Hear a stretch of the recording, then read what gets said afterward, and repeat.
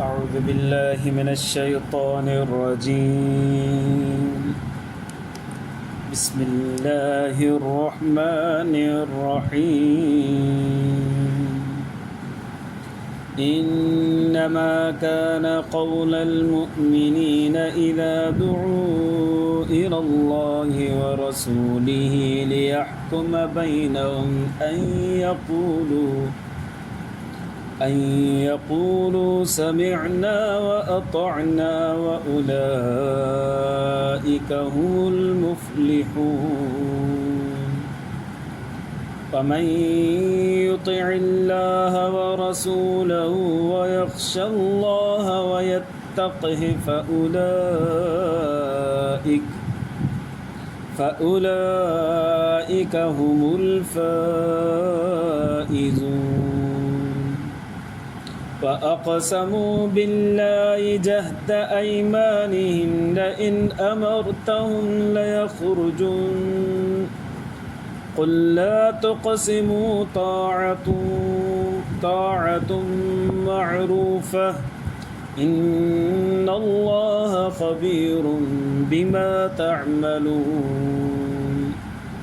قل أطيعوا الله وأطيعوا الرسول فإن تولوا فإنما عليه ما حمل وعليكم ما حملتم وإن تطيعوه تهتدوا وما على الرسول إلا البلاغ المبين. درود شريف. اللهم صل على سيدنا محمد وعلى آل سيدنا. رب زدني علما وارزقني فهما سبحانك لا علم لنا. मुझे मुअज़्ज़ज़ मुहतरम मुकर्रम मुजाहिद मुवाहिद भाइरों दोस्तों ऐं बुज़ुर्गो, अरिड़हों सिपारो सूरत नूर आयत नंबर 50 खां वठी 54 ताईं मूं तव्हांजे साम्हूं तिलावत कयो। पोइ दर्स में गुज़रियो त जॾहिं मुनाफ़िक़ीन खे चयो थो वञे अल्लाह अल्लाह जे रसूल जी फरमाबरदारी कयो, नबी सल्लल्लाहु अलैहि वसल्लम जेको फ़ैसिलो फरमाइनि त उन फ़ैसिले खे तस्लीम कयो, त मुनाफ़िक़ीन जो वतीरो इहो हूंदो त जॾहिं पंहिंजे हक़ में हूंदो हुयो फ़ैसिलो, सम्झंदा मां सचो आहियां ऐं अॻिलो मुंहिंजो मुख़ालिफ़ जेको आहे इहो नाहक़ ते आहे, पोइ नबी सल्लल्लाहु अलैहि वसल्लम जे फ़ैसिले करण जे लाइ हलिया हलंदा। ऐं जॾहिं ॾिसंदा त मां नाहक़ ते आहियां ऐं अॻिलो जेको जंहिंसां मां ज़ुल्म करे रहियो आहियां उहो हक़ ते आहे, त पोइ नबी सल्लल्लाहु अलैहि वसल्लम ॾे कोन हलंदा। पोइ वरी चवंदा ॿिए के पासे हलूं था, नबी सल्लल्लाहु अलैहि वसल्लम नऊज़ बिल्लाह फ़ैसिलो उन ॾे नथा खणनि। इहो मुनाफ़िक़ीन जो वतीरो।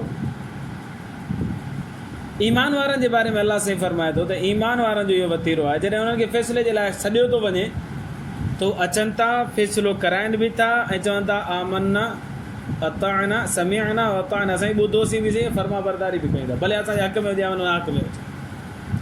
ईमान वारा नबी सल्लल्लाहु अलैहि वसल्लम जे फ़ैसिले ते राज़ी आहिनि ऐं जेको फ़ैसिलो नबी सल्लल्लाहु अलैहि वसल्लम फरमाइनि था पिया उन ते हू चवंदा असांखे क़बूल बि आहे। इरशाद बारी ताला इन्नमा कान क़ौल अलमुमिनीन, पक्की ॻाल्हि आहे त बेशक मोमिननि जो ई चवणु आहे छा इज़ा दुऊ इलल्लाहि व रसूलिही, जॾहिं उन्हनि खे अल्लाह ऐं अल्लाह जे रसूल जी तरफ़ सॾियो थो वञे, लियहकुम बैनहुम, तव्हां त उन्हनि जे दरमियान में फ़ैसिलो करे, नबी सल्लल्लाहु अलैहि वसल्लम जन जी तरफ़ सॾियो थो वञे, तव्हां त नबी सल्लल्लाहु अलैहि वसल्लम उन्हनि जे दरमियान में फ़ैसिलो करे। हिते लफ़्ज़ इस्तेमालु थियल आहे इलल्लाहि व रसूलिही, जॾहिं अल्लाह अल्लाह जे रसूल जी तरफ़ सॾियो थो वञे त अल्लाह जे नबी साईं जी तरफ़ सॾियो वञणु त माना मतिलबु इहो थींदो आहे अचो नबी साईं सां नबी साईं फ़ैसिलो कंदो। अल्लाह जी तरफ़ सॾियो वञण जो छा मतिलबु आहे? अल्लाह त फ़ैसिलो कोन कंदो। पोइ इहो जवाबु इहो आहे त नबी सल्लल्लाहु अलैहि वसल्लम फ़ैसिलो कयो, सम्झो त अल्लाह ई फ़ैसिलो करजे, छो जो नबी सल्लल्लाहु अलैहि वसल्लम जेको फ़ैसिलो कंदा हक़ वारो हूंदा, अल्लाह साईं हूअं ई हक़ चाहींदो, त नबी सल्लल्लाहु अलैहि वसल्लम जो फ़ैसिलो करणु सम्झो त अल्लाह फ़ैसिलो करजे। इलल्लाहि व रसूली, अल्लाह अल्लाह जे रसूल जी तरफ़ अचो त पोइ अल्लाह फ़ैसिलो कोन कंदो, बल्कि फ़ैसिलो नबी सल्लल्लाहु अलैहि वसल्लम कंदा, पर ॼण त इहो अल्लाह जो बि फ़ैसिलो इहो ई आहे, छो नबी साईं जन कॾहिं बि ग़लति फ़ैसिलो कोन फरमायो। लियहकुम बैनहुम, अचो त नबी साईं जन तव्हांजे दरमियान फ़ैसिलो करो। ऐं यक़ूलू, पोइ ईमान वारा छा था चवनि, हीअ था चवनि समिअना, साईं असां ॿुधोसीं, व अताअना, असांखे क़बूल, असां हिन जी फर्मा बरदारी बि कंदासीं, पोइला बि कंदासीं, भले असांजे मुखालिफ़त में हुजे या असांजी हिमायत में हुजे, असांखे क़बूल आखिर। सहाबा किराम जे बारे में अल्लाह साईं फरमाए थो, अल्लाह ऐं अल्लाह जे रसूल जॾहिं फ़ैसिलो फरमाए छॾे थो पियो त पोइ साहबी सगोरा फरमाए असां असांजी क़बूल आहे, जेको तव्हांजो हुकुम असांजो अखियुनि। अल्लाह साईं पोइ अहिड़नि साहबी सगोरनि जे बारे में फ़ैसिलो फरमायो, उलाइका हुमुल मुफ़्लिहून, इहे ई कामयाब आहिनि।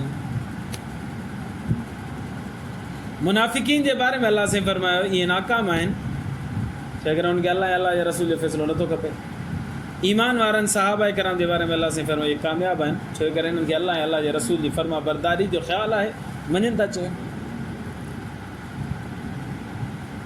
पोइ अल्लाह साईं अॻिते फरमायो वमन युति अल्लाह व रसूलहू, जेको अल्लाह जी फर्मा बरदारी करे थो पियो ऐं हुनजी रसूल जी फर्मा बरदारी करे थो पियो, वयख़्शल्लाह, अल्लाह खां ड्रिजे थो पियो, वयत्तक़ि,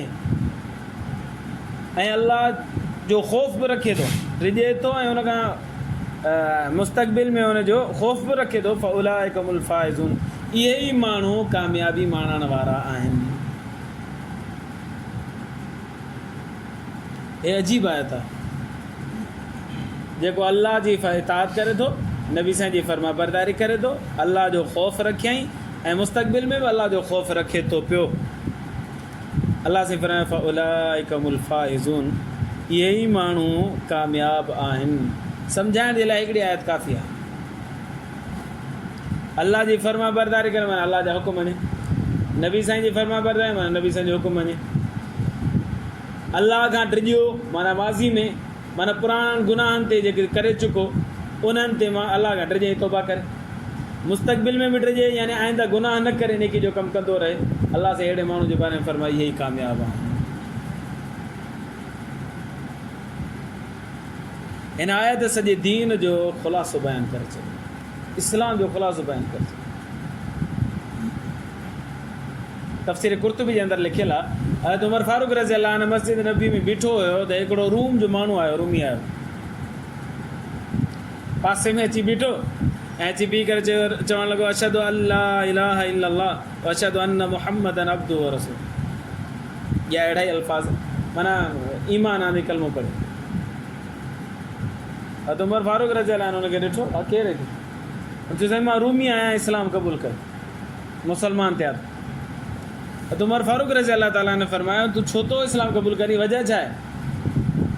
हुन ॿुधायो साईं मां तौरात बि पढ़ी आहे, ज़बूर बि पढ़ी आहे, इंजील बि पढ़ी आहे, ऐं ॿिया साहिब जेके मूंखे मुयसरु थिया पैगम्बरनि जा उहे मूं पढ़िया, पर सभिनीनि खां वरी मां आख़िर में क़ुर शरीफ़ ॿुधो ऐं हीअ आयत ॿुधी, मूंखे यकीन थी वियो त हीअ क़ुर सभिनी किताबनि खे ख़तमु करण वारो आहे ऐं हिन क़ुर मुंहिंजे दिलि जे अंदरि घर करे विधो। इहा आयत जॾहिं मां ॿुधी मूंखे यकीन थी वियो त पोयां किताब मनसूख़ थी विया आहिनि, ख़तमु थी चुका आहिनि, हाणे अमल कबो त हिन किताब ते कबो। फारूक आज़म रज़ी अल्लाह ने फरमायो तो कहिड़ी क़ुर ॿुधो, कहिड़ी आयत ॿुधी, छा ॿुधी?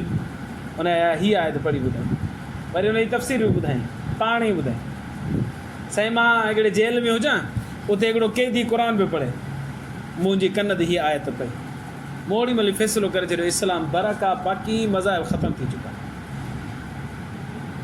आयत पढ़ी ॿुधाई, चई हीअ आयत वमन युति अल्लाह व रसूलहू, जे माण्हू अल्लाह जी फर्मा बरदारी कई, व रसूलहू हुनजे रसूल जी फर्मा बरदारी कई, वयख़्शल्लाह अल्लाह खां ड्रिजियो, वयत्तक़ी आइंदा बि ड्रिजंदो रहियो, फ़उलाइका हुमुल फ़ाइज़ून, इहे ई माण्हू कामयाबी माणण वारा आहिनि।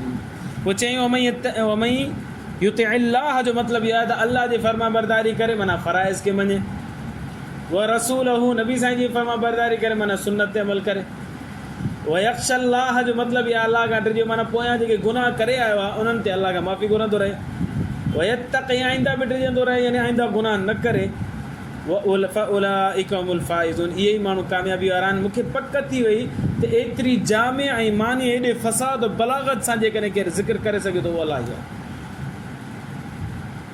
मां ईमान आंदो अलाह जे मथां, अलाह जे रसूल जे मथां, क़ुर जे मथां मां मुसलमान थिया।